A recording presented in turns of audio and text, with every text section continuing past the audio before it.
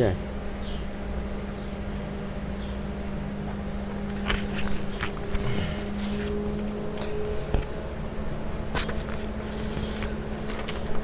Hola, estimados amigos, exijanos todos, de dentro y de fuera y de fuera y de dentro, que estáis por todo el planeta, no solamente por España, que hoy tengo aquí una persona, un amigo, porque además coincidimos en el colegio y todo, en una parte del colegio, antes de dar los saludos protocolarios, lo voy a saludar. Él es don Francisco Manuel Acedo Díaz. Buenos días. Buenos días, amigo Paco. O amigo Francisco, sí, como usted me permita que le llame. Como tú quieras. Aunque a partir de mañana ilustrísimo, ¿no? Bueno. Ya ahora hablaremos, hablaremos por qué. Bueno, pues buenos días nos dé Dios nuestro Señor, todo su extenso, maravilloso, amplio, excelente y exquisito reino, donde tantas almas buenas, bondadosas y excelentes hay, que desde ese barco privilegiado de ahí arriba nos cuidan, nos vigilan, nos protegen, nos animan, nos encauzan. Asimismo que nuestro patrón el apóstol San Pablo y nuestra Santísima Virgen del Valle, coronada alcaldesa perpetua de la ciudad y patrona de la misma y madre y señora de todos los execanos, bajo su excelso manto celestial, les continúe dando la protección, salud, vitalidad de vida, tanto a todos ustedes como a vuestras respectivas familias y amigos. Amén. Y por supuesto a don Francisco y a su familia. Muchas gracias. Bueno, antes de nada, como es de bien nacido ser agradecido, pues tengo que darle las gracias a don Francisco por estar aquí con todos nosotros charlando, conversando, pero también lógicamente a la señora condesa de Prado Castellano por su amabilidad en cedernos una vez más parte de la Casa Palacio, los jardines de la Casa Palacio de Cárdenas Prado Castellano. Así que muy agradecido, señora. Igualmente las gracias a Francis Rosado por la intervención que ha hecho en que hoy estemos aquí, y a los trabajadores Rosy y Rafael por el apoyo logístico y la atención que hemos tenido hoy para preparar este vídeo de conversación o de charla. Yo me voy a permitir, porque normalmente no llevo papeles, ustedes saben que yo lo memorizo todo, pero claro, como con don Francisco hay tanto que charlar, y yo he hecho aquí dos cosillas, dos reseñas, y después ya entraremos en profundidad, pero para todo el que lo conoce, porque es un hombre muy querido en Écija, muy amigo de sus amigos, pero hay otras personas, lógicamente, los que estáis por ahí fuera, por todo el resto de España, esos 20.000 exijanos que se fuisteis hace muchos años, y los jóvenes que se habéis ido a la más reciente, que también se vais, pues lógicamente a lo mejor lo habéis escuchado, pero no sabéis de quién se trata. Pues vamos a documentarnos un poquito. Como le he dicho al principio, don Francisco Manuel Acedo Díaz nace en Écija el 1/3 de 1952. Está felizmente casado y son padres de 2 hijos, un hijo y una hija. Lo que me equivoque me lo dice Francisco. Estudió en el Colegio Salesiano, ahí coincidimos los dos, tenemos formación salesiana. Después, posteriormente, pasó al Instituto San Fulgencio, a continuación a la Universidad de Sevilla, donde hace medicina y cirugía. Es especialista en cirugía general, doctor en medicina y cirugía, diplomado y máster en patología mamaria. Ha realizado varios cursos, entre ellos psiquiatría médica y psicología, patología y clínica quirúrgica, cirugía oncológica, cirugía biliar, etcétera, porque si no. Ha impartido cursos y conferencias y congresos en España y a nivel internacional. En Estados Unidos creo que también han dado por ahí. Ha realizado numerosas publicaciones en el terreno profesional, que para mí es vocacional, porque como siempre les he dicho a través de los vídeos, hay una serie de profesiones que deben de ser vocacionales, y la medicina creo que debe ser vocacional. Entraremos en detalle con el amigo Francisco.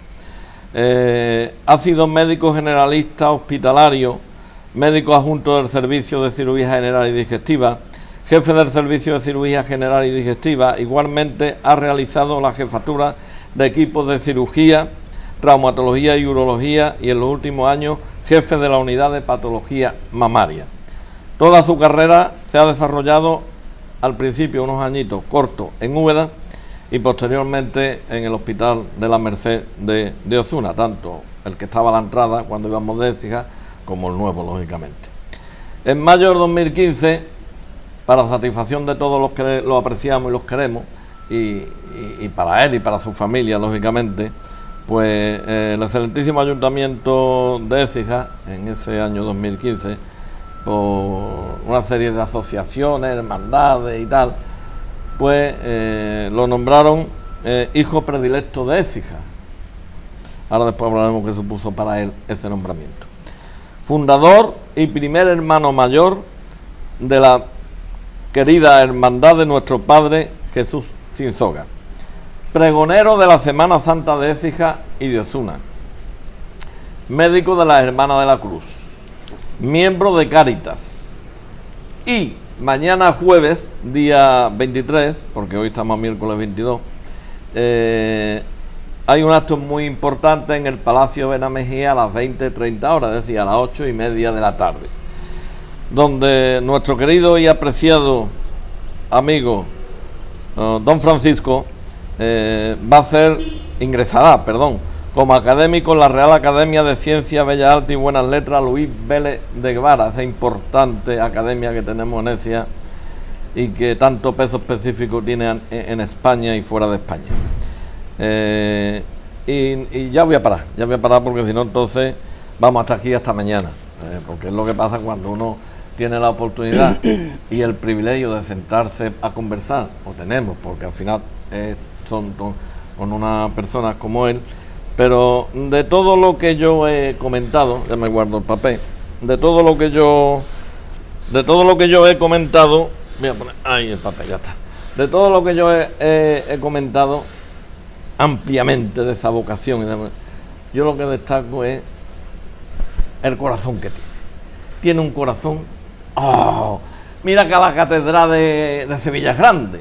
Pues, es grande, ¿verdad? Es grande la catedral de Sevilla.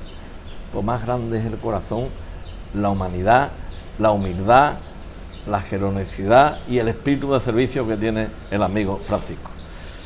Perdone usted, porque yo sé que le habrán chirreado los oídos, porque es tan modesto, tan sencillo, tan humilde, a pesar de todo lo que le he leído, que yo sé que se habrá sentido incómodo y que los pabellones auditivos, las trompas de Eustaquio, menos mal que no me he equivocado, pues la habrán chirreado. Muchísimas gracias en nombre de todas las personas por estar usted aquí con nosotros, Francisco. Gracias a ti por permitirme estar un rato tan agradable y además con esa prolífica presentación que agradezco, puesto que, bueno, en definitiva cada uno se caracteriza por lo que hace y yo pues he sido un médico, un cirujano que ha ejercido su trabajo y que ha intentado hacerlo lo mejor posible. Los demás son cosillas que van viniendo y que la vida a veces te pone en esos sitios. Pero bueno, lo importante es el día a día y lo que hacemos cada día. Estupendo, Francisco. Bueno, vamos a empezar cronológicamente cómo son las cosas. Nace en Écija en la fecha que hemos dicho, sí, en el 52, yo soy sí. del 53. Sí. ¿En qué zona de Écija nace? ¿Dónde? Porque Yo ahora nací hemos explicado, Francisco, que en los salesianos, pero yo, por ejemplo, estuve en la miga de las hermanas Cañete, en la calle Ancha. Sí. Esa parte y tal, ¿dónde se desarrolla todo? Sí, no, yo la primera clase a las que voy era al colegio de Santa Teresa, que era de doña Margarita Palazón, que estaba frente al colegio salesiano, prácticamente un poco más hacia la zona de Puerta Cerrada, sí, pero en esa misma calle San Juan Bosco. No me acuerdo yo. Allí estuve durante años, allí estuvieron también mis padres, mis hermanos, etcétera, y de ahí ya pasé al colegio salesiano, que fue la época que coincidimos juntos, desde la clase elemental, y yo estuve allí hasta que se abrió el Instituto San Fulgencio, dejó de existir el bachiller en el Colegio de los Salesianos, sí, y entonces pues prácticamente toda la generación pasó allí. Claro. Nosotros estábamos allí y cuando hacíamos el bachiller íbamos a Osuna a examinarnos. Yo me examiné de ingreso primero y segundo de bachiller en el Instituto de Osuna. Osuna. Sí, Qué gratos recuerdos, Francisco, me vino de la idea. Don Joaquín Herrera lo tuviste. Sí, claro, fue profesor. ¿Y te acuerdas de don Rafael Cura? Sí, por supuesto. Yo siempre me confesaba con él. Don Rafael tenía, con todo mi respeto a todos los curas de aquella generación, pero don Rafael que tenía... no hay problema, hay un ruido ahí, pero aquí no llega. Tenía un tacto especial. Era una persona... muy querido por todo el alumnado que estábamos allí, ¿verdad, Francisco? Era una persona de una humildad y de una personalidad impresionante. Yo creo que no hubo ningún alumno del colegio que no sintiese admiración por don Rafael Flores, que se llamaba así, gracias por recordarme la película. Era una persona pues, muy querida por todos los alumnos. Pasaron muchos salesianos por allí y algunos dejaron bastante huella. Yo recuerdo otros que también estuvieron allí e incluso algunos que me dieron clase. Pero la personalidad de don Rafael era diferente a todos. Efectivamente, porque además raro es lo que no hemos pasado por allí. Yo estuve hasta ingreso nada más, después pasé al Instituto Luis Vélez de Guevara, la modalidad laboral. Tú cuando, Paco, te viene a ti la idea en mente, porque claro, tú le preguntas a los chavales, ¿tú qué quieres? Pues yo quiero ser policía, yo quiero ser bombero, yo quiero ser tal. ¿Cuándo te entra a ti? O porque tú en tu familia tienes a tío o tal médico y que te venga de ahí. Sí, yo desde pequeño no solamente decía que quería ser médico, sino que quería ser cirujano. Desde pequeñito. Desde pequeño, siempre me gustaba. Bien, es verdad que en casa el ambiente relacionado con la medicina siempre ha existido. Mi padre era practicante, como se llamaban entonces, y mi tío, que también vivía aquí, también era practicante. Yo desde pequeño he vivido en ese ambiente. Además, ellos estuvieron también en el hospital de aquí de Écija, donde ya se hacían intervenciones quirúrgicas, y eso hizo que yo siempre escuchase hablar de estas cosas en casa, y yo siempre tuve una cierta curiosidad por serlo. Además, era amigo en aquella época no había cirujano aquí en Écija, pero sí que el doctor Gil Mariscal, que fue mi primer maestro, don Aurelio, sí que lo conocía desde pequeño, y de hecho, siendo yo estudiante de bachiller, en un momento pues le dije, mire don Aurelio, yo quiero hacer cirugía, y él me dijo, pues mire, cuando esté a mitad de la carrera, te vienes conmigo. Y efectivamente, así fue.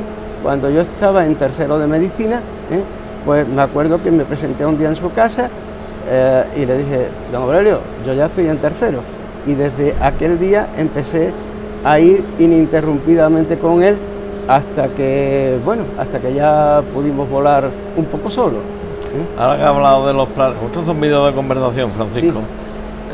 Cuando has dicho lo de los practicantes de aquella época, es que asistían en quirófano y tal, porque yo me acuerdo, yo tuve muy buena relación con Pepe Ainzua, don José Ainzua, y con don Manuel Romero Nieto, y entonces porque éramos radioaficionados y nos contábamos las cosas y tal, y la verdad que los practicantes de aquella generación, pasa que hoy esa rama se varió, ayudantes de no sé qué, ayudantes de no sé cuánto, pero aquellos practicantes es que abarcaban una cantidad de situaciones, ¿verdad, Francisco? Digo, aunque con tu padre, que también lo has dicho. Las profesiones, o sea, igual que en la medicina, han evolucionado y han evolucionado favorablemente, puesto que han aparecido especialidades y superespecialidades, incluso. Pero es verdad que la formación que tenían los practicantes de aquel entonces era mucho más amplia. Hay que tener en cuenta, los medios eran muy diferentes, las distancias para hacer un traslado de un enfermo eran también muy diferentes, y entonces había que actuar en el sitio, y estas personas tenían una formación muy importante. Hay que recordar que los primeros anestesistas fueron enfermeros, o sea, practicantes. El término enfermero vino posteriormente, eran practicantes, y con nosotros han trabajado anestesistas que eran practicantes. Me refiero a mi época de estudiante, no ya después, donde había que hacer no solamente medicina, sino la especialidad de anestesia. Entonces ellos, pues igual, servían para hacer una reducción de una fractura, que para atender un parto, o para tratar imprevistos. Tema de podología, de uña de pie, sí, de lo que fuera. Surgían en aquel entonces. Y eran ellos los que lo atendían. Yo creo que se les hace falta, y estos vídeos de conversación ponen de manifiesto encima de la mesa para toda la gente joven, esa generación de practicantes. Es que es verdad, es que hay que hacerle un reconocimiento popular. Sin duda, ¿verdad, que sí. Francisco? Sin duda que sí, puesto que la formación era mucho más difícil que ahora. Los medios para formarse eran mucho más precarios que los que tenemos, y eran unas personas, como ha dicho anteriormente, eran unas personas con vocación y con decisión, puesto que estas actuaciones obligan a tomar decisiones en determinados momentos, para bien o para mal. Y entonces la formación suya era lo suficientemente buena como para hacerlo y para hacerlo bien. Bien. Cuando estudiaste en la Facultad de Sevilla, como tú eres un coco, siempre lo has sido, siempre, porque tus notas siempre eran de sobresalientes, y a lo mejor alguna matriculado no, que yo recuerde. Lo haría de un tirón los 5 años, ¿no, Francisco? Bueno, la verdad es que... Dios y los genes te han dotado de esas capacidades. ¿Está? No, mi época de estudiante varió mucho. Yo, hasta que llegué a la facultad, pues bueno, más o menos podía ir más o menos desahogadamente. Pero luego ya, cuando he dicho que a partir de tercero de carrera, yo empiezo a ir con el doctor Gil Mariscal, y eso...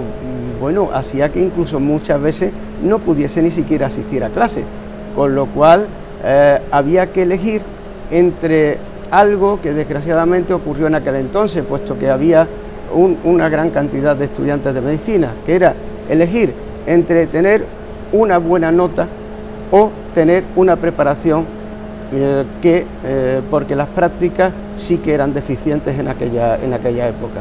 Entonces había que optar entre una cosa y otra, y yo opté por la preparación en cirugía, sobre todo, más que por un expediente que está bien tenerlo, pero sí, que no resuelve problemas. Bien. ¿Terminas en qué año, Francisco, la carrera?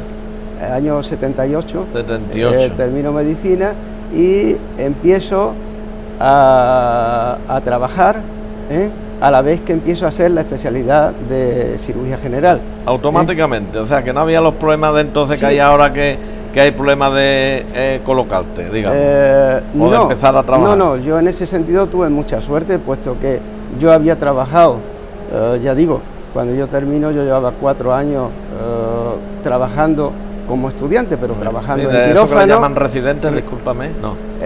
¿Cómo sí, se llama el médico que está estudiando? En ese año empieza el MIR.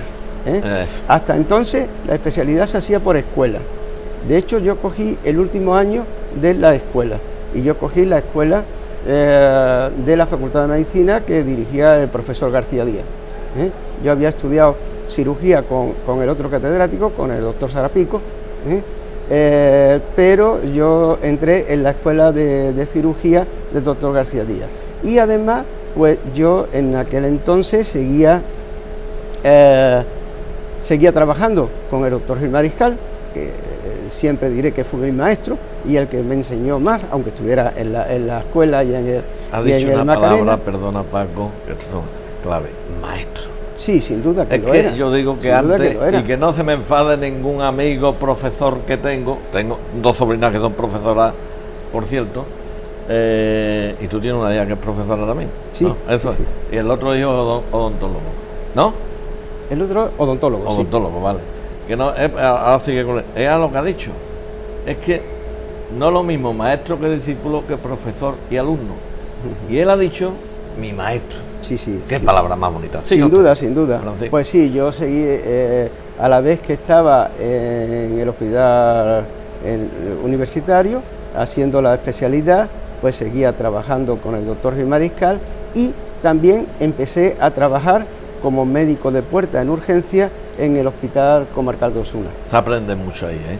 Un médico de puerta, Francisco, hombre. Es fundamental pasar por algunas etapas. Ya. Y sobre todo era fundamental en aquella época, porque la medicina ha evolucionado mucho, y no es lo mismo ahora que llegamos a cualquier hospital y en urgencia tú dispones de muchos medios de diagnóstico, dispones de ecografía, de TAC, de resonancia, etcétera, etcétera, etcétera, a aquellas guardias donde te veía con poco más que tus manos y un fonendo, y donde había que ser, digamos, muy clínico para poder llegar a diagnósticos cuando no teníamos métodos complementarios que nos ayudasen. Exactamente. Eso te iba a decir, que yo me acuerdo cuando yo era jovencillo, con Tomás Sánchez Malo, por ejemplo. Sí.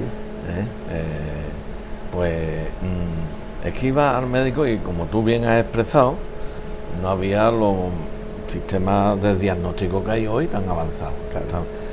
Y es que te miraba, yo recuerdo, sobre todo recuerdo a un médico que lo tuve de médico de familia muchos años, y guardo un grato recuerdo de él, y además una gran persona. Ahora cuando te diga va a decir Rafael, lo certifico, porque no quiero, y bueno, y muchos más que había necia, pero es que el que yo tenía, don Antonio Mendoza Abreu. Sí.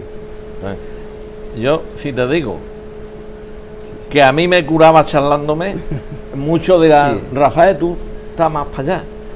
No, pero es que tenía una tonalidad de voz, te hablaba con un cariño, con una dulzura, con una amabilidad, en fin, una cosa parecida a la tuya. Tú también sí, habla, transmite cariño, transmite, y la verdad es que cuando uno está enfermo, ir al médico, y que ya para uno ya es un problema cuando tiene un problema de salud, porque los problemas de salud hay que le duele la cabeza, no le duele nunca la cabeza, es un problema grandísimo, pero claro, lo hay mucho más grandes, desgraciadamente.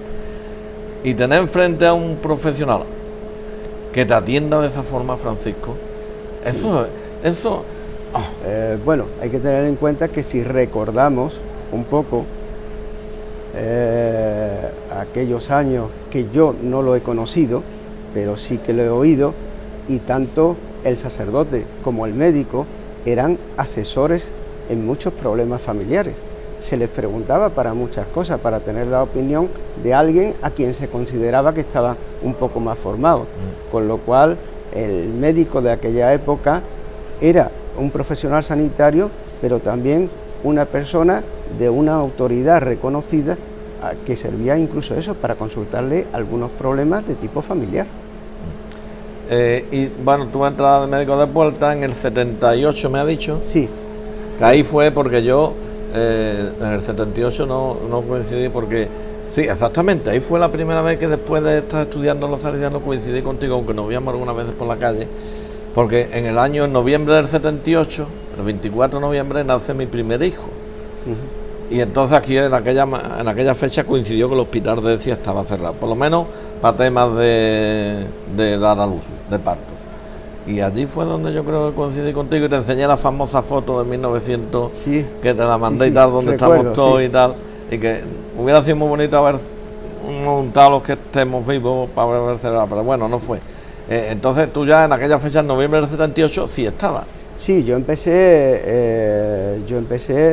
bueno, 2 días después de terminar la última asignatura, tuve mi primer contrato. Tuve mi primer contrato, gracias en gran parte a que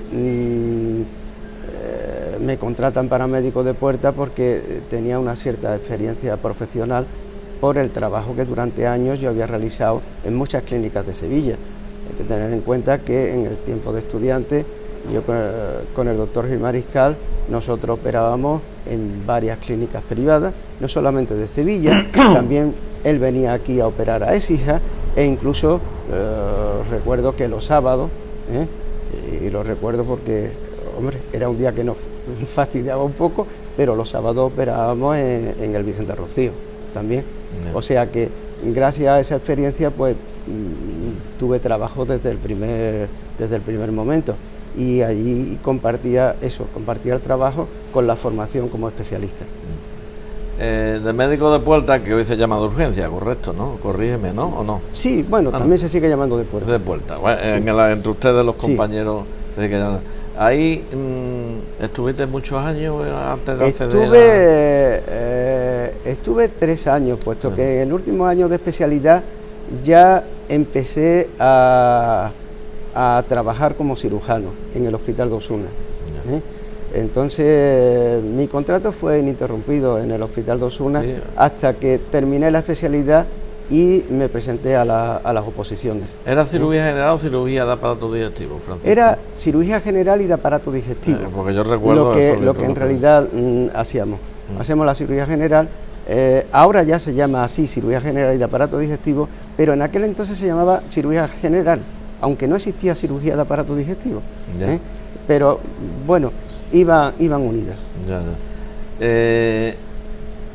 ¿Tú a tu señora la conoces en Osuna o la conocías de antes? No, nosotros nos conocimos en Osuna, pero en verdad cuando nosotros empezamos a salir y demás, ella trabajaba en el Hospital Virgen de Rocío. Hoy se llaman amigos. Yo siempre digo, cuando veo una pareja, a mi sobrina o a otra, no, somos amigos. Sí. Somos amigos, tanto así que mi sobrina María, poco antes de saber quién antes, amigo, y bueno, y al día siguiente se casaba. Digo, pero bueno, como es que hoy la palabra novio parece que claro, nosotros están ennoviados, como decíamos, ¿no? No, nos conocimos allí, había un grupo de amigos que salíamos juntos y demás, nosotros empezamos a salir y además, como ella estaba en Sevilla y yo estaba también por allí por Sevilla, o compartía Sevilla-Osuna, pues salíamos no solamente en Osuna, sino que salíamos en Sevilla también, o sea que sí.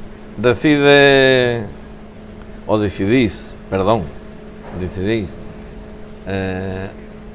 casaron en el año 82, creo, ¿no? Efectivamente, una vez que ella había terminado, o sea, no solamente había terminado, sino que tenía ya su plaza en propiedad.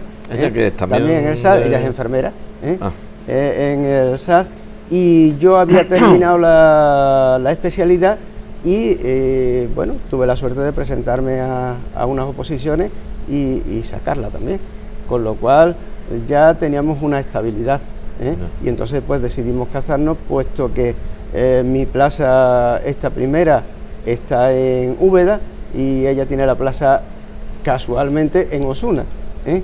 Entonces pues nada, nos casamos y nos marchamos los dos a trabajar a Úbeda. Bueno, yo llevaba unos meses antes. ¿Cuántos años estuviste ahí en Úbeda?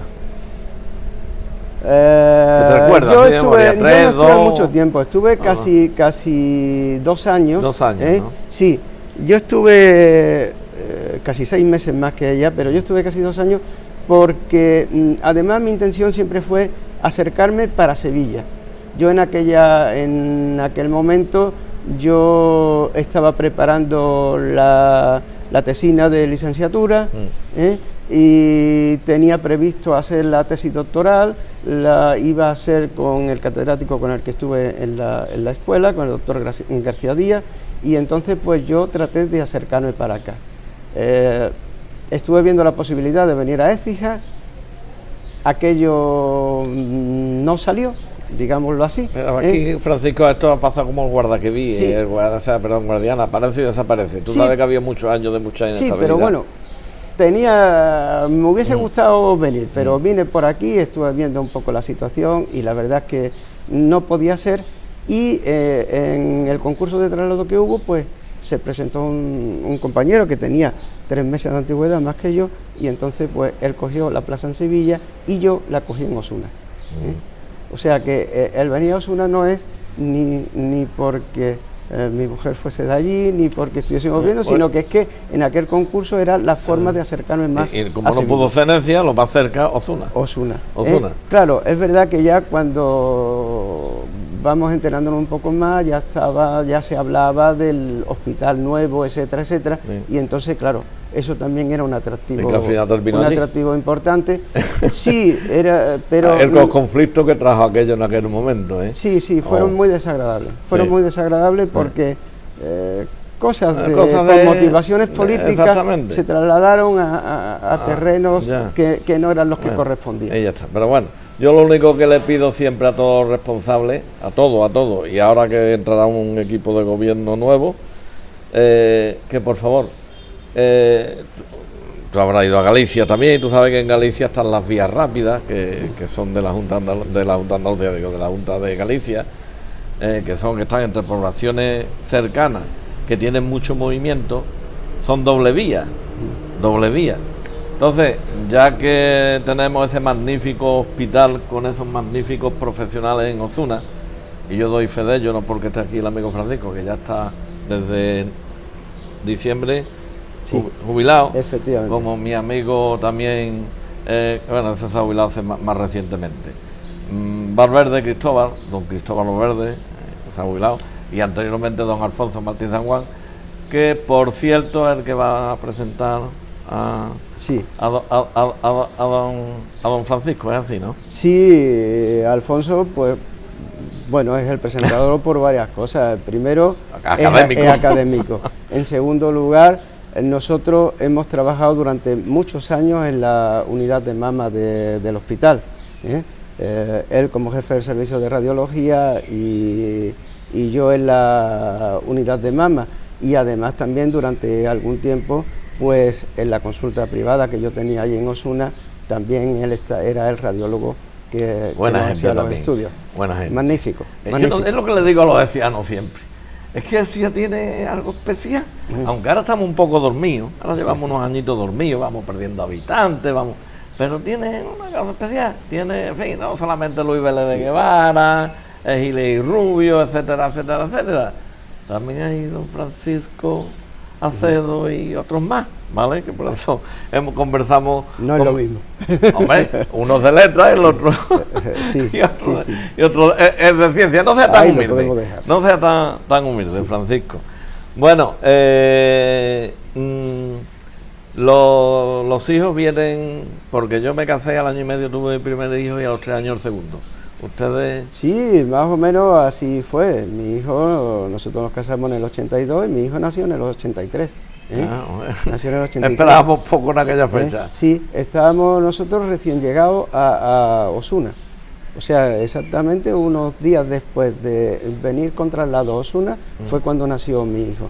Y mi hija posteriormente en el 86. Hoy algunos, la mayoría, no todos, tienen la concepción de divertirse y después traer los hijos. Vamos, no en todos los casos, pero que hoy ha variado eso, Francisco. Sí, hay muchas circunstancias. Hay muchas circunstancias porque ha variado, porque también la sociedad ha variado, indudablemente. Pero bueno, yo creo que esto es una cosa que hay que respetarla y con los que tiempos. Viene así, y además a nuestra generación no le vamos a pedir otra cosa. No, nosotros, está claro que nosotros hemos vivido, igual que nuestros padres, nuestros abuelos, nuestros bisabuelos, vivieron su época. Nosotros hemos vivido la nuestra, tenemos que dejarle que nuestros hijos huelen también solos. Sin duda, sin duda. Es decir, no podemos decirle, esto. No, sin duda. Tiene que hacerlo comprender también y las cosas, de las dificultades que había en los años 40, los años 40 nuestros padres, los años 50 nosotros, 60 y tal, para que sepan. Retomamos el tema de la medicina y yo recuerdo, Francisco, que tú durante muchos años has estado ejerciendo la cirugía de aparatos digestivos, aunque la general y tal. Y después de muchísimos años, a mí me sorprendió, que te lo digo aquí, que de pronto decides entrar en oncología en el tema de mamas. Sí, verá, la medicina es algo que va cambiando con el tiempo y llega un momento en el que tú vas haciendo cosas, pero decides también que debes ampliar o debes conocer otra. La especialidad de patología mamaria no existía ni existe en España. Aún, ¿cómo? Como tal especialidad reconocida no existe en España. No existe. Existe diplomaturas y existen máster, pero no existe como tal especialidad. Entonces, pues bueno, es verdad que los cirujanos generales y algunos ginecólogos venían haciendo, o mejor dicho, interviniendo la patología mamaria. Entonces, surgió en Barcelona, en la Universidad de Barcelona, la primera diplomatura de patología mamaria. Entonces, los que veníamos haciéndola, dentro de la cirugía general. ¿De qué año me hablas, Francisco? Pues aproximadamente 10 años, 90, 15 años 90. Vale. Más o menos. Sí. Pues entonces decidimos tener alguna titulación que además nos avale en esas intervenciones. Yo entré en la segunda promoción de la diplomatura de patología mamaria de la Universidad de Barcelona, y a continuación entré en el primer máster que hubo en España de patología mamaria.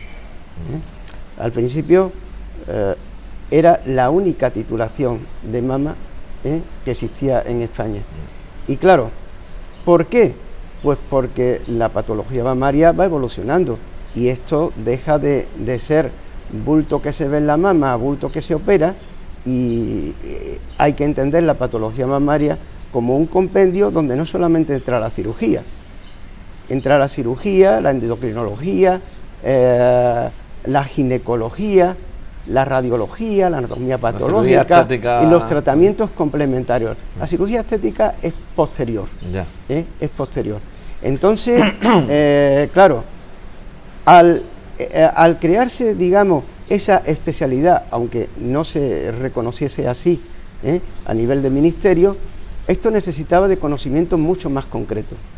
Y entonces, estos cursos y digo de Barcelona porque fue la primera en España, después han surgido otros en otros sitios, en Madrid, Valencia, etcétera, pero este que surge allí era el que daba una formación, digamos, general, de tal manera que a nosotros se nos dice que no somos cirujanos de la mama, o radiólogos de la mama, o patólogos de la mama, sino que tenemos que ser senólogos, o sea, personas que conozcamos la enfermedad de la mama en general, independiente de que sea propiamente de cirugía, porque también hay procesos en la mama que son tratables médicamente y no precisan de la cirugía, pero necesita de alguien que los conozca.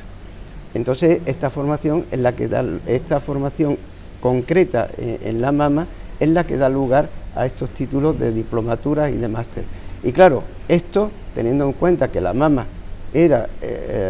pasó desde un tumor que era incurable a un tumor que es en el que yo diría que más se ha avanzado dentro de la oncología, pues necesitaba de unos conocimientos continuos, y así la cirugía de la mama evoluciona en no muchos años extraordinariamente, pero no solamente la cirugía, sino todos los tratamientos que también eran adyuvantes en el tumor de mama, o sea, la quimioterapia, la radioterapia, la hormonoterapia, etcétera, etcétera. Yo que he escuchado, Francisco, a raíz de lo que estás comentando, que dentro, no sé si de 10 o de 15 años, lo escuché a un profesional, pero no sé de dónde, del tema de mama, de cirugía mamaria, de que dentro de esa fecha más o menos, 10, 12, 18, 20 años, las intervenciones quirúrgicas de mama van a ser muy pocas, nada más que las más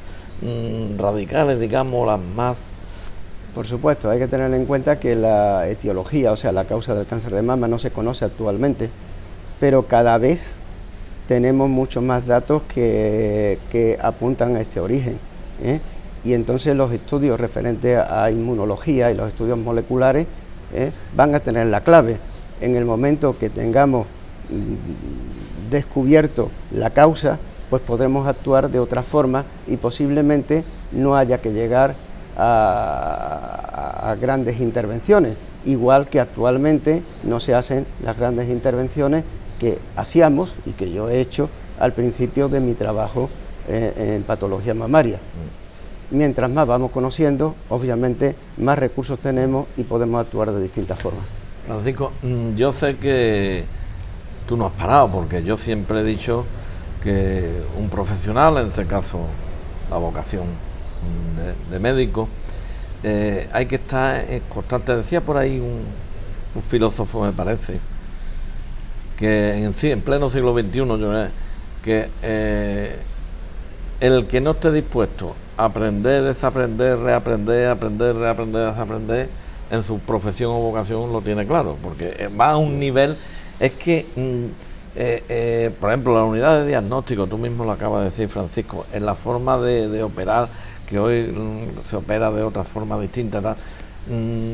Yo creo, no sé, tú porque estudias, has estado siempre permanentemente estudiando, investigando, desarrollando y tal, pero es que yo muchas veces comparo con el tema, y perdonen, no voy a comparar la informática con la medicina ni mucho menos, pero yo recuerdo que cuando la informática, ya no pasa tanto porque la informática se estabiliza un poco, Francisco, pero al principio te empezabas a estudiar temas de programa o de software o de programa o temas de lenguaje operativo y tal, el COBOL, Fortran, el BASIC y tal, pero es que a los 6 meses lo que había estudiado no te servía para nada, porque había evolucionado tanto, no servía para nada. Eso en medicina está ocurriendo. Sí, en medicina el que crea que sabe algo es el más necio de todo, puesto que no solamente los descubrimientos, sino las distintas técnicas y la aplicación de los descubrimientos y demás, esto tiene una actividad constante. Y lo que además hoy decimos que es algo que es un dogma de fe, dentro de 6 o de 5 años, eso ya no es ni parecido a lo que se dijo. En este sentido te he dicho que, por ejemplo, las intervenciones que se hacían antes, no te digo que no tengan que ver nada, pero que son muy diferentes de las que realizamos actualmente. Sí, pero claro, si no se ha llegado porque antes se ha hecho lo otro, está claro. Indudablemente, todo tiene su curva de aprendizaje y su tiempo para ponerse en marcha. El tema del diagnóstico, Francisco, en cualquier tipo de enfermedades, pero en oncología supongo que es fundamental y necesario. Y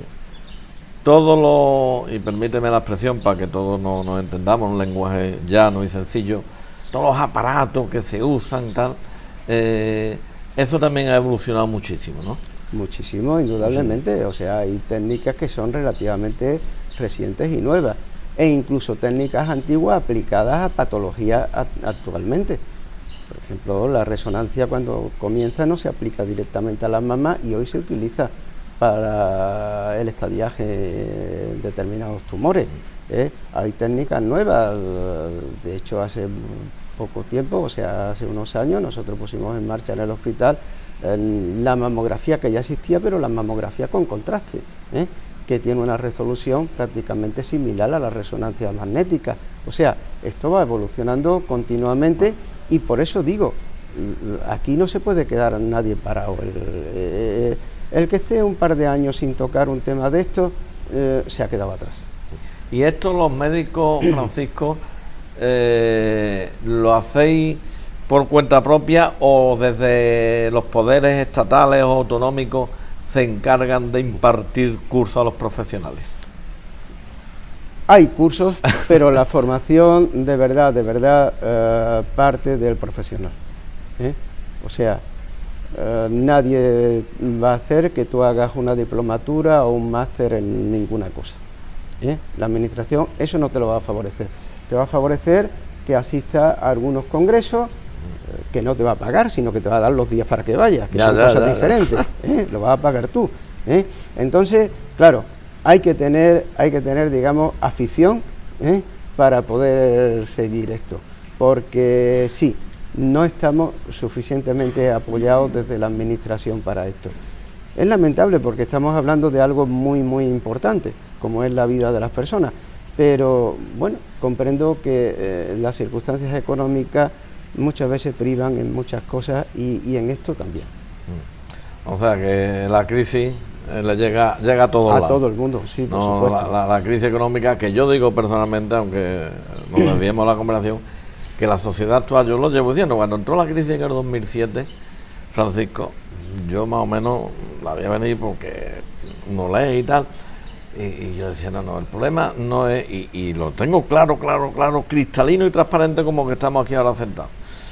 Y no tengo una bola de cristal, es una percepción, igual estoy equivocado, que mientras no recuperemos los valores, vamos a estar en crisis económica. ¿Por qué? Porque yo creo que la raíz del problema donde hemos llegado actualmente es por la crisis de valores. Es decir, la falta de humanización, la materialización del ser humano, el becerro de oro de la época aquella. Sí, es mi percepción. Y no estoy generalizando porque me equivoco, porque hay gente extraordinaria que no actúan así, pero una parte de la sociedad actúa así. Sí, los que tenemos alguna edad siempre hablamos de esto y yo creo que tenemos razón, pero es verdad que también hay una evolución que va modificando muchas cosas. Obviamente hoy hablamos mucho de la juventud y a veces hasta unas veces nos pasamos elogiándole y otras veces le ponemos muy mal. Y el problema no es ese, el problema es que hay un cambio de sociedad y que tenemos que asumir todo, ¿eh? Y los roles se van haciendo diferentes. Sí, Francisco, y pero no podemos prescindir. Es verdad que hay cosas que tal vez o algunos pensamos que deberían ser inamovibles. Hombre, yo es que me refiero Algunas, valores, honradez, honestidad, sí, disciplina, respeto. Eso es lo que sí. yo me refiero. Y eso yo creo que de hace 500 años, haga ahora o dentro de 500 años, eso es que debe de ser así. Porque si perdemos la honestidad, perdemos el honor, perdemos la honradez, perdemos, en fin, que tú te coges, si es muy fácil, no hace falta muchas veces los 10 mandamientos. Ya está. Tú cumples los 10 mandamientos y tú te sonríes. Pero los cambios en la sociedad hay que ir aceptando, y hay chicos jóvenes con unos valores que nos sorprende. Entonces, claro, cuando hablamos de esto generalizamos. Y nos acordamos a veces de cosas concretas. Pero yo creo que esto ha existido siempre, puesto que en otras épocas también ha habido personas un poco perdidas dentro de la sociedad. A mí me decía Clemente, el historiador, porque tú sabes que me he sentado con historiadores a charlar de la historia, de la importante historiadencia de Rafael. Clemente decía, que es doctor en filología y en historia. Dice, la historia es una noria. Dice, y los hechos se van repitiendo cada X años, cada 100 años, de forma diferente, en contextos diferentes, pero se va repitiendo. Con connotaciones, pero se repite. Se repite. ¿Cómo lleva el tema de la jubilación? Yo lo llevo bien. Yo personalmente lo llevo bien. Bien. No te ha dado tiempo de jubilarte todavía, me parece. Es otra forma de vida. Hay que pensar que de una actividad que era casi de 24 horas diarias a este paro, pues diferente. Pero la verdad es que todavía, como tenía cosas pendientes de charlas, de cosas de estas, pues la verdad es que mucho no lo he notado. Sí he notado la libertad que tengo de poder hacer pero está un horario limitado, el hacer lo que te apetece, efectivamente, en momentos puntuales. No, pero hay que tener capacidad para adaptarse a todo. Es verdad que también después de 40 años tampoco vas a olvidar la medicina en 3 días, y además afortunadamente, digo yo, todavía están ahí enfermos que te ven, que te saludan, que a ellos les agradan verte y a ti también te agrada verlos. Francisco, todas las enfermedades son complicadas. Que le duele el oído, que le duele el dedo del pie, que duele la cabeza, que duele. La sociedad, igual que técnicamente ha avanzado en el tema de oncología, la sociedad se ha ido preparando, mentalizando, porque claro, hace unos años, y hoy también, porque desgraciadamente hay casos, y ahí están, y todos los conocemos, y tú los vives muy directamente, que nombrar la palabra cáncer se te viene el mundo abajo. Eso tú como profesional, ¿cómo has ido percibiendo? Creo que eso va cambiando, que eso va cambiando porque eso solamente puede cambiar con la evidencia. Verás, si los tumores tuvieran la misma mortalidad que tenían antes, pues tú podrías hablar lo que quisieras, que no podríamos decir otra cosa. Pero yo concretamente, en el caso de los tumores de mama, te puedo decir que desde los años 90 nosotros hablamos ya de curaciones y no de periodos libres de enfermedad como existían antes. Y hablar de curaciones ya es algo mucho más serio, ¿eh? ¿Y qué avala eso? Pues los años que pasan y que el enfermo que operaste de un tumor sigue estando ahí, ¿eh? Entonces, hoy no podemos asimilar la palabra cáncer con la palabra muerte, ni mucho menos. La supervivencia actualmente en los tumores de mama, claro, depende del momento en que se diagnostican, ¿eh? Y del tiempo de evolución, pero la supervivencia es de aproximadamente un 90%. En la enfermedad esta en concreto, Francisco, en todas, pero en esta en concreta que estamos hablando, la prevención es fundamental, ¿verdad? Bueno. ¿O no? Tanto. Es fundamental el hacer un diagnóstico lo más tempranamente posible, o sea, un diagnóstico precoz. Nosotros no podemos prevenir un cáncer, puesto que, como antes he comentado, no sabemos cuál es la causa. El día que sepamos la causa, pues tal vez podríamos crear una vacuna, digamos, para prevenirlo. Hoy no podemos hablar, las campañas están mal llamadas de prevención de cáncer de mama, son campañas de detección precoz. Entonces, ¿qué es lo que nos ha cambiado en esto? Pues no hemos tenido más éxito porque no sabemos el motivo, el origen, pero sí es verdad que si nosotros intervenimos sobre un tumor lo antes posible, las posibilidades de curación se multiplican. Entonces, es verdad, tenemos una mayor supervivencia y un índice de curación porque cada vez diagnosticamos tumores más pequeños. Entonces, si el tumor no se ha extendido lo suficiente, los tratamientos tanto quirúrgicos como quimioterápicos o radioterápicos pues tienen muchísimos más efectos. Y de ahí el aumento de la supervivencia. Pero no hablemos nunca, por ahora, de prevención. Nosotros no podemos prevenir. Sabemos que hay agentes que facilitan el crecimiento de un tumor, pero nunca podemos decir que todo el que fuma tiene un cáncer de pulmón. Luego, no podemos decir el tabaco es lo que lo ha provocado, ¿no? A uno se lo provoca o a uno se le facilita el crecimiento y a otro no. Entonces, mientras no tengamos la etiología concreta, tenemos que hablar de detección precoz y de tratamiento lo más rápido posible. Y mientras menor sea el estadio, más éxito vamos a tener en ese tratamiento. Yo muchas veces me pongo en lugar de los profesionales de vosotros. Y hay que ver la fortaleza mental y psíquica que tiene que tener un médico cuando le tiene que transmitir a un paciente un tema como del que estamos hablando. Eso yo creo que eso no se acostumbra uno nunca. No.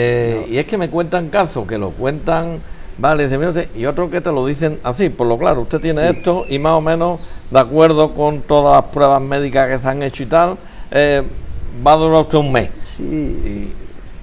Sí, yo recuerdo en eso no se hace uno, ¿verdad? Yo recuerdo un debate en el que participé, era en la SER, la cadena SER en Sevilla. Entonces me preguntaban, bueno, ¿y cómo se le informa o cómo se le dice al enfermo? Y yo digo, no, es que cada enfermo es un mundo, es diferente, tiene unas perspectivas diferentes. Y entonces mi respuesta fue, mire, yo como soy creyente digo que lo digo como Dios quiere, porque no tenemos una fórmula para decirlo.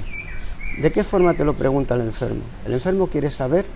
Hay enfermos que quieren saber más de su enfermedad. O sea, que eres psicólogo, en ese momento hay enfermos que no quieren saber, sí, según tú veas. Lo que sí es verdad es que tú, desde el punto de vista legal, tienes la obligación, no el deber, la obligación de dar la información que el enfermo te requiera. Pero también es verdad que no tienes la obligación de dar la información que el enfermo no te pide. Entonces, cuando un enfermo sabe que tiene una tumoración y le hablas del tratamiento que tiene que hacer, etcétera, etcétera, yo creo que el que quiere saber te pregunta y el que no quiere saber, pues se lo calla porque no quiere saber más.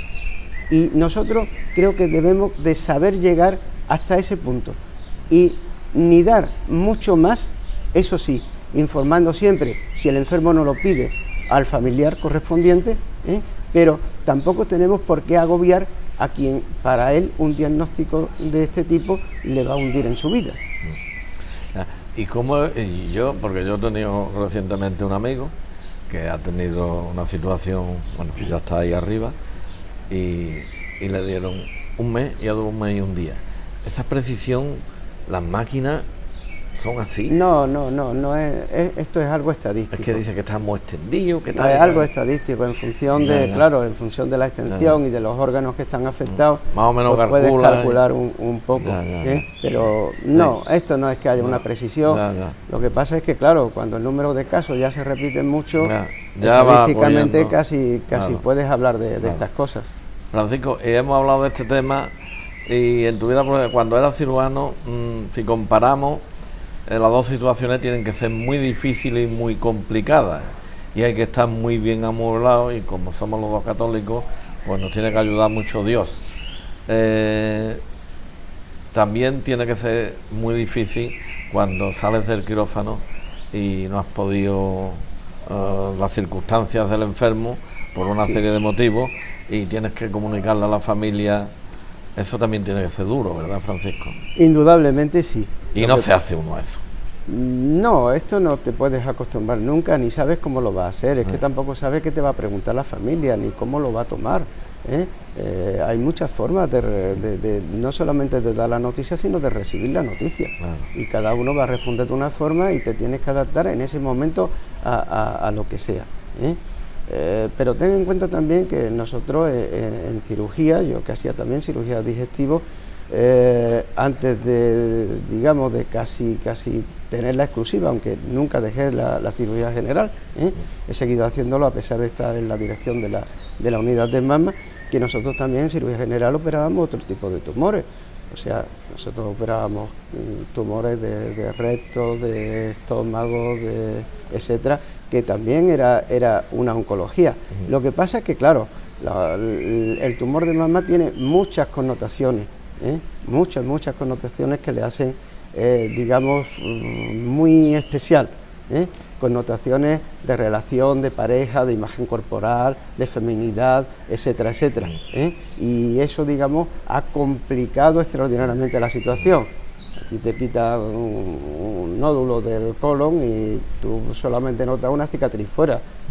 Te quitan una mama y eso tiene otra connotación diferente.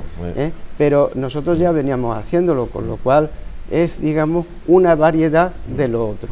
Es verdad que connotaciones diferentes porque, como te he dicho antes, la mama es multidisciplinar, es de muchas especialidades a la vez y hay que tener un conocimiento, digamos, más variado. En los cánceres, Francisco, aunque tú estás centrado en temas de la unidad mamaria, pero lógicamente hay muchos, de colon, como acaba de decir, de próstata, tal. El nivel de curación es proporcional, o hay unos que van teniendo, curación, o no sé si me estoy explicando.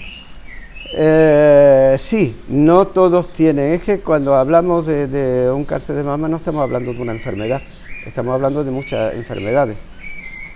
¿Qué tipo es? ¿Qué grado tiene? ¿Qué extensión tiene? Entonces, claro, tenemos que hablar de cada tipo, de cada grado, de cada histología, de cada anatomía patológica, de cada sensibilidad a quimioterapia o a radioterapia, de si es sensible a hormonas o no. Claro, no estamos hablando de una enfermedad, estamos hablando de muchas cosas. De ahí la importancia de los comités de tumores. Los comités de tumores no es ni más ni menos que la reunión de todos los que participamos en el tratamiento del tumor para hacer una puesta en conjunto y programar el tratamiento de ese individuo. Nosotros en nuestra unidad lo hacíamos y todos los enfermos pasaban por este comité antes de la intervención y después con los resultados que teníamos después de la intervención. Ya. Si yo te digo, Rafael ha dicho una burrada, ¿tú te acuerdas? Bueno, no te puedo acordar, pero sí lo hemos escuchado de nuestros padres, nuestros abuelos, el apéndice, el dolor de miserere que se iba. Sí. Y hoy el apéndice entra y te va por la tarde, más o menos.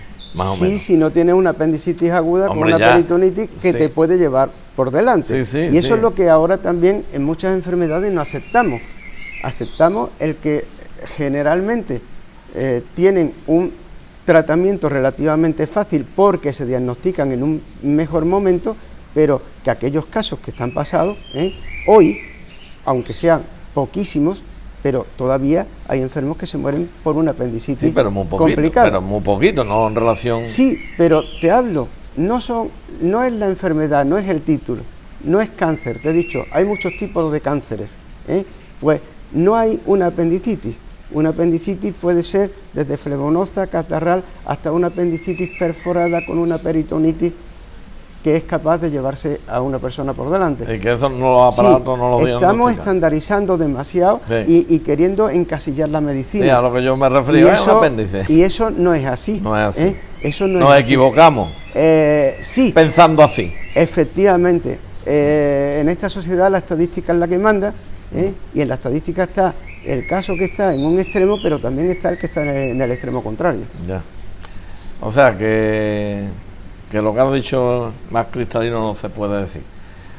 Francisco, hoy vamos a hablar un poco también de tus aficiones. Según tengo entendido, a ti te gusta la jardinería mucho. Sí, sí. Creo que era mi hobby. Tu distracción. No sé dónde saca el tiempo, porque claro, con tanto estudiar y tanto yo tengo un porque es verdad que estuviste en Estados Unidos, es cierto, sí, estás en Estados Unidos. Con motivo del Congreso Mundial de Mama, pues el jefe del departamento de mama de Virgen de Rocío y yo, pues estuvimos en el hospital en Houston, en el Anderson, porque, bueno, había que conocer aquello.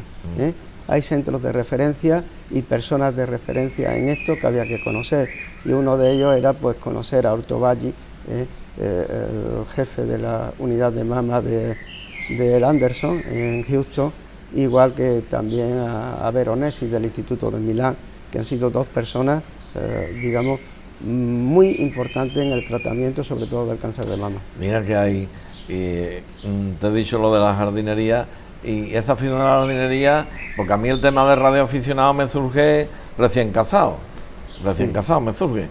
El tema de la jardinería también a ti, o tú ya también lo tenías desde pequeñito. No, yo siempre he visto pues, en casa, la casa de aquí de Écija, pues a mi abuela y a mis tías con cantidad de macetas y demás, y a mí me gustaba siempre y demás, pero después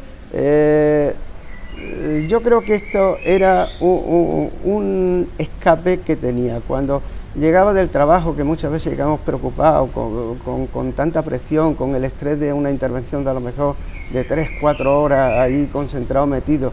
Esto, el bajarte un rato y el quitar una hojita o el coger las mangueras y regar, era un poco de evasión de la tensión que habías tenido anteriormente. Los toros, ¿no? Los toros, por supuesto. Que están en el entredicho ahora, pero vamos, las plazas, Madrid está a tope, Sevilla está a tope. Sin duda, sin duda. Anacio, médico cirujano de Plaza de Toros, en Úbeda y en Écija y en Osuna. Y en Osuna. En Osuna durante 12 años, sí. Ese tipo de cirugía es distinta, no es especial, ¿no? Ese tipo de cirugía, bueno, aparte. Es que es una cirugía que se sale un poco del estándar, pero yo te diría, también se sale de estándar los accidentes de tráfico. O sea, no es igual una enfermedad, un diagnóstico y una programación que algo que surge de esa manera y que sobre la marcha tienes que ir solucionando. Entonces, claro, cuando tú tienes un accidente de tráfico, ¿dónde te va a dar el golpe? No es que tú vayas ahí con una rotura de un bazo o con un hemoperitoneo o cualquier cosa. Te ha dado y a ver lo que hay, ¿no? Entonces, la herida por asta de toro es lo mismo, entra por un sitio y hasta dónde ha llegado, qué ha roto, qué ha modificado por ahí dentro, es un tipo de cirugía también un poco diferente, especial, diferente. Curiosa, con sus connotaciones, con sus peculiaridades, porque casi todas tienen unos trayectos determinados. El toro te coge, te eleva y el cuerpo gira y hace que el cuerno entre en otra dirección, por eso se habla tanto de herida con 2 trayectorias o con 3 trayectorias, etcétera. Tiene sus connotaciones, es una cirugía, ya digo, también. Y hablando también de ese tipo de cirugía, en las plazas de toros, ¿ha tenido algún, sin dar nombre de torero por supuesto, pero has tenido así una cornada grave que hacer una intervención o en Osuna o en Úbeda o aquí? Sí. Sin decir nombre, has tenido una situación complicada. En Osuna, varios, sí, y a toreros incluso de primera línea, hemos operado con nadas importantes, con nadas sobre otras cornadas, con nadas a nivel de las cilas, en fin, sí. Hemos tenido varias, pero es verdad que el equipo que habíamos formado para ir a la plaza, no solamente estaba yo como cirujano, venía más compañeros y teníamos también anestesistas, etcétera, y nosotros hemos operado a estos enfermos en la misma plaza de toros. Ya. Sí. Otro tema, bueno, antes de terminar los toros, Francisco, yo soy aficionado a los toros, pero no muy profundo, yo lo que sí veo, y tú sí eres un gran aficionado a los toros, pues lo tengo entendido. Yo escuché una vez a un señor ya mayor, en una entrevista que le hicieron a nivel nacional en San Isidro hace unos años, dice, yo ya es que he dejado de ir a los toros. Dice, porque mire usted, hace 30 años se cortaban en San Isidro 60 orejas y 4 rabos. Dice, y es que ahora se cortan 3 orejas y ya está. Entonces, claro, uno ve, yo he visto las corridas de Sevilla, y la verdad que sí, es verdad que el chaval este que ha triunfado, el sevillano este, incluso nuestro paisano que el otro día Miguel Ángel este también ha triunfado, pero es que yo recuerdo en mi juventud, Francisco, cuando en la plaza de toros decía tenía los carteles que tenía, que pasaba la general por allí por la Victoria y se colgaban las banderolas, Curro Romero, Diego Puerta, el Córdoba, y se ponía la plaza de toros. Yo me acuerdo que haber ido a la plaza, y es que de los 6 toros que salían, 5 eran extraordinarios, pero es que ahora los toros, ahora hay muchas veces más toreros que toros. También ha cambiado eso. También ha cambiado eso y ha cambiado la sociedad. Pero vamos a cambiar para bien, porque el toro no se tiene que caer tanto, ni tener tanta. Vamos a estudiar eso, Francisco. Ha cambiado nuestra alimentación entonces a ahora. Sí. Pues también ha cambiado la de los animales. Sí. Pues dice que hay que echarle la comida, me dicen uno, dice, es que tienen que comer aquí y a 20 kilómetros a beber. Hay muchos factores, hay muchos factores que intervienen en eso. Indudablemente la alimentación es uno de ellos. El movimiento de los toros en el campo es fundamental también. Un toro que no se mueve, después la plaza no se va a mover. Los distintos encastes, o sea, los distintos cruzamientos de ganadería que se han hecho, que han modificado también genéticamente al toro. Pero también es verdad que han cambiado los toreros. El torero ahora también exige mucho. O sea, no cualquier torero torea cualquier tipo de corrida. Y de hecho, si vemos Vitorino o vemos Miura, lo torean determinados toreros y no otros. Es que Miura, es que tú pasas para la hora del río el toro y dices, yo no paso por la carretera. Sí, pero digo, es que el mío, hay muchos, bueno, los vitorinos también. Los vitorinos son una corrida bastante, o sea, unos toros difíciles de lidiar por su... No solamente ya por su complexión, sino por su movilidad, etcétera, etcétera. Y donde llega a asustar cuando estaba allí, siendo de cirujano y en la barrera, y ve que el toro sobresale, pues como este salta aquí, ¿verdad tú, no, Francisco? Sí, ha saltado alguna vez cuando hemos estado allí pero ustedes estáis protegidos. En la barrera. Sí, pero cuando ves cerca esa cara, eso impone mucho. Sí. Es que uno lo ve por televisión, pero cuando lo ve tan cerquita... Sí. Y además que hay toreros que es que les... Y bueno, ¿y cómo mata al toro este hombre? Claro, porque existen técnicas para hacerlo, Por eso digo, el toro ha cambiado, el torero también. Antes un toro no tenía que tener 500 y muchos kilos o 600 kilos, y hoy casi se exige un toro muy grande, por lo menos en determinadas plazas. Y claro, los kilos, igual que a nosotros nos dificultan la movilidad, pues no podemos querer que 600 kilos se muevan con toda facilidad por cualquier sitio. Estupendo, Francisco. Otra afición, el fútbol, tengo entendido. Sí, claro. El fútbol. Lo que pasa es que tú eres sevillista. Sí. Como el amigo, el padre Manuel Blanco, un sevillista, Manuel Blanco, no sevillista, y Francisco Reina de Santa María. Bueno, pero tenemos a nuestro favor que el padre, el arcipreste, el que manda, don Ángel, es bético. Bueno, mi hijo es bético. Exacto, ¿ves? Y yo ético. Sí. Y yo ético. También ha evolucionado el fútbol. En eso no he tenido nunca. El Betis este año me ha hecho pasar más malos ratos. Francisco, el Betis este año Ay, Dios bueno, mío. pero ya con los Sí, le hemos ganado al Madrid, al Barcelona. Pero con el Sevilla y el Betis estamos acostumbrados a los momentos buenos, No, a los ustedes momentos habéis tirado malos. 10 años. Es que yo como Sí. bético, lo que pasa que lo he dicho, yo he disfrutado viendo el Sevilla, y tú dirás, Rafael, como bético, como dices eso, pues lo digo. Sí, ha habido Porque he tiempo que ha disfrutado, jugado, ha habido porque tiempo es que que ha había jugado hecho muy un bien. furbo Sí. de garra, de fuerza,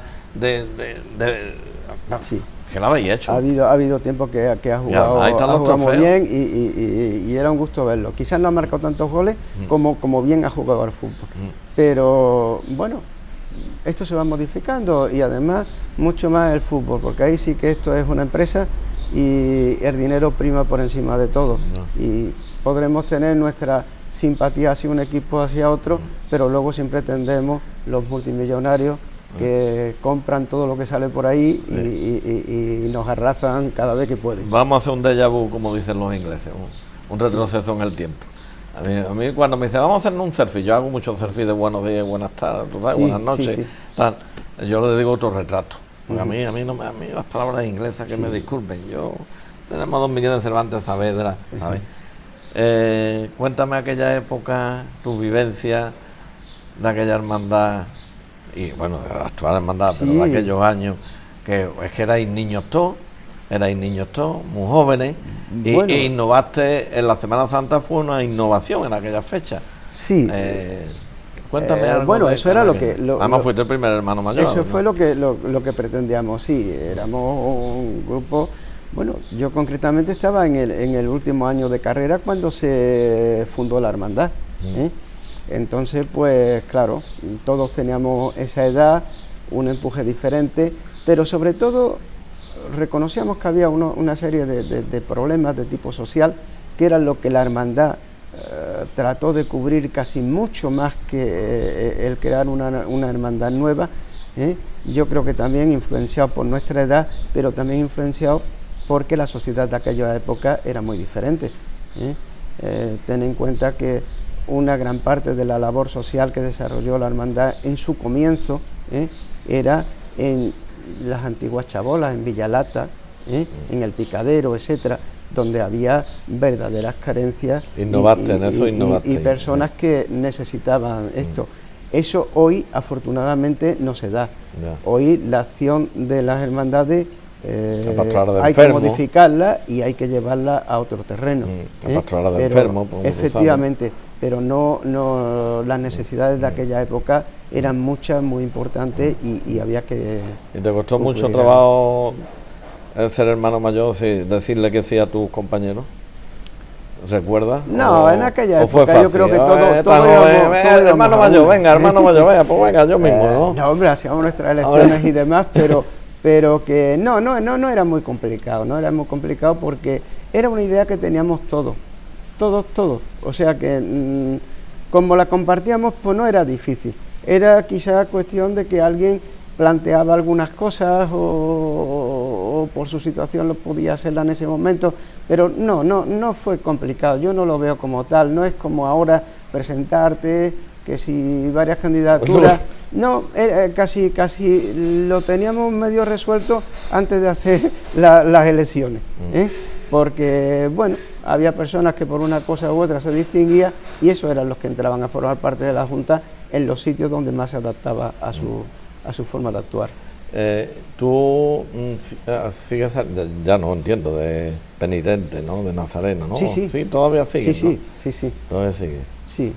Todavía sigue. Sí. No ha faltado por salud. Hasta ni ahora por no he motivo fallado de ningún trabajo. año. Es más, y siempre lo digo, es muy curioso. Entonces estamos hablando de 30 y tantos años. He tenido, por trabajo, he tenido guardias en fin de año, en Reyes, en cantidad de momentos, pero no he tenido ninguna guardia un Viernes Santo, con lo cual siempre he podido salir. Ya. Sí. Otra fecha importante es cuando el Consejo de Hermandades de aquella fecha decide que usted sea el pregonero de... O sea, esa responsabilidad, eso como ¿qué recuerdas de aquello? Bueno, se recuerda como una cosa muy bonita. ¿En qué año fue, Paco? Que no me acuerdo. Año... ¿No te acuerdas tampoco? No, no porque recuerdo. me acuerdo de lo de ellos, Creo que predilectos sí fue en el 2015, pero eso no fue en el 2010 o 2009, por ahí. No, fue anterior. Bueno, vale, ya está. Sí, pero no recuerdo, pero bueno, es por una parte una responsabilidad, pero es una cosa muy bonita. Quiera o no, a cualquiera de los que nos sentimos cofrades. No, la verdad es que no. Además hay que tener en cuenta que yo no he dejado de venir a Écija, pero yo en realidad no vivo en Écija desde que me fui a estudiar medicina. Sí, a ti te pasa como a Paco Fernández Pro, que él viene de allí para acá y tú te vas de allí para allí, pero al final él tiene Osuna en su corazón, igual que tú tienes Écija en tu corazón. Sí, pero yo no he seguido de venir, yo no he dejado de venir a Écija nunca. Primero cuando tenía aquí mi familia y después, aunque ya no han estado, he venido con muchísima asiduidad. Sí. Entonces, no, yo he estado en Osuna, he estado en Écija, y la verdad que no he tenido problemas de compatibilizar un sitio con el otro. Yo creo que soy ecijano ursaonés, o ursaonés ecijano, ciudadano del mundo. Tanto monta, pero sí, también te digo, cuando yo he vivido en otro sitio, cuando he vivido en Sevilla, en los años que estaba allí, o estuve en Úbeda y demás, yo me he integrado en asociaciones y demás de cada sitio donde he estado. Yo creo que cada uno tiene que colaborar con lo que puede, donde está y en su momento. Otra fecha, y eso sí que tiene que ser una cosa grande, vamos. Hombre, lo más grande, lógicamente, los hijos, casarte tal, pero en el terreno que estamos hablando. Es que se nombra hoy predilecto una ciudad. Eso es muy fuerte, de muy fuerte de satisfacción. Sí, indudablemente, y además... ¿Qué te lo comunica el alcalde personalmente? ¿Recuerda o a través de secretaría cómo te llega la comunicación? Me lo comunicaron del ayuntamiento. Pero sí, pero fue el alcalde personalmente que descuelga el teléfono y te llama, o a través de un concejal, ¿no recuerda? Fue un escrito. No, me parece que esta situación la llevaba, o sea, lo correspondiente, ¿no?, a esto estaba Ricardo, que por cierto ahora está de jefe está de gerente del hospital. Del hospital. Pero quien me hace la llamada en nombre del ayuntamiento fue Silvia Heredia. Silvia Heredia, con la que sí, que bueno, que ahora creo que va como candidata. Sí, una de las candidatas de las 9 opciones políticas. Efectivamente, fue ella quien me lo comunicó. No vamos a tener que estudiar los hessianos, ¿no? Quien me facilitó todo, quien me facilitó todo, porque para mí todo esto también era una novedad. Y, hombre, pues qué te voy a decir, que es una satisfacción grande. Además, yo es que puedo decir eso de que uno no es profeta en su tierra, pues es verdad que yo en el trabajo no he tenido, lo he intentado varias veces, pero no he tenido posibilidad de llegar aquí, pero bueno, estos reconocimientos por parte de mi pueblo, pues lógicamente son un motivo de satisfacción muy grande. Y además yo me acuerdo cuando lo de ellos proyectos, que fue una parte importante de la sociedad, de las asociaciones, de muchas personas que se movieron, o sea, que no fue que el equipo de gobierno de aquella fecha pensara, sino que fue muchas personas las que influyeron, y eso es porque, y yo siempre lo he dicho, que los reconocimientos en vida, en vida. Bueno, yo muchas veces le digo a mis convecinos, porque yo a don Fernando Flores Pistol le tengo un cariño especial. Tú lo conoces, además un día me pidió tu teléfono, hace un mes, dice: Rafael, ¿tú por qué tienes el teléfono de Paco Acedo? Es que voy a ir mañana por allí tal y cual. Y después me llama, bueno, todos los meses hablamos una vez, ¿sabes? Y cuando yo de verdad, yo siempre, además se lo dije a él, estuvimos 2 horas y media conversando en el vídeo. Y se lo dije porque en un momento determinado se fue a misionar y me quedé solo y le dije: hombre, que está muy bien que don Fernando tenga la callecita que tiene, pero don Fernando tiene que tener un monolito aquí, porque yo lo digo siempre, Cañada Rosa, si de don Fernando no sería la cañada de hoy, la Cañada Rosa, indudablemente, ¿no? Y por eso yo los reconocimientos en vida, Francisco, y yo me alegro mucho de que tú hayas sido pregonero, no yo, sino toda la gente, porque a ti aquí en Écija te quiere mucho la gente, y tú lo sabes, no solamente los amigos, porque te tropiezas con personas. Yo estos días me estaba, porque va uno ando todos los días 8 o 9 kilómetros, me voy, ando más que el que tenemos aquí, a Juan de Dios, lo tenemos aquí de espectador hoy. y me dicen que con el cariño y la dulzura, que es lo que te decía antes, que tú tratabas, no porque yo creo que eso va innato en las personas, ¿no? Pero claro, que tú vayas con un tema de salud, como hemos hablado antes, la verdad, y vaya, mire usted, don Francisco, que tenga esto, y que tú te huerques y tal, y te tienen una consideración, un aprecio, un montón de cianos, Francisco. Hombre, más de lo que tú te crees. He entendido siempre que ya bastante tiene cuando das un diagnóstico así, como para que encima no trates de echar una manilla y ayudar en lo que puedas. Sí, creo que es importante, y el médico, antes que médico, es persona. En la universidad os enseña, hay una rama de humanidades, digamos, no. Y no sé si está bien expresado. No existe. Eso lo tienes que poner tú, sí, eso de tu parte. Es de cosecha propia. De tu parte. Sí. Bueno, don Francisco, pues ya está. Ya decirle que mañana, todo el que pueda, porque los actos de la Academia Vélez de Guevara son unos actos muy bonitos, la verdad, muy bonitos. Las presentaciones que se hacen son estupendas, son del bien, como se suele decir, o son guay, como dice la juventud. Y las intervenciones después del nuevo académico, si eres tan amable, ¿de qué va a tratar la charla o la conferencia de ingreso? Está relacionada con la mama, porque ha sido, digamos, el trabajo que he desarrollado durante mucho tiempo, pero hablando de aspectos socioculturales, médicos por encima, e históricos. Eso es. Sí, no es una conferencia de tipo médico. De tipo técnicos. Tecnócratas. O sea, que no nos vamos a aburrir. No nos vamos a aburrir. Bueno, intentaremos que no lo sea. Seguro. Así que, hombre, los que vais asiduamente a los actos de la academia, pues lógicamente sabéis perfectamente lo que estoy expresando. Los que no habéis asistido, pues de verdad, asistir mañana, asistir mañana, porque la verdad que don Francisco no va a defraudar a ninguno, y vamos, a ver si se pone allí el cartel de no hay billete, a ver si tenemos esa satisfacción. Don Francisco, pues la verdad que ha sido un verdadero placer compartir hora y media de conversación contigo, y desearte muchísima salud, muchísima felicidad, tanto a ti como a tu familia, y que Dios te tenga con nosotros muchísimo tiempo. Si quieres dirigirte a todos los esianos de las redes sociales que ven, pues tú sabes, esto se pone en YouTube, se pone en Facebook, después lo echa Telesia también, o sea que esto tiene una divulgación, pues nada, ahí tiene para ti la cámara.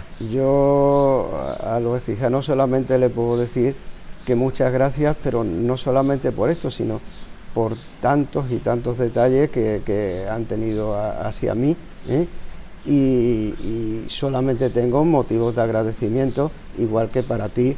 Nosotros somos entre amigos no existe la palabra esa. Entre amigos no existe. Yo creo que la corrección debe prevalecer, y sí, agradecer a todos los muchos detalles que hacia mí tienen, y que gracias a Dios puedo valorar con tanta ¿Algo frecuencia. tendrá el agua cuando la bendicen, don Francisco? No lo sé. Sí. Bien. Amigo, un Muchas verdadero gracias. placer y 1.000.000 de gracias. Muchas gracias. Y a ustedes, muchísimas bendiciones.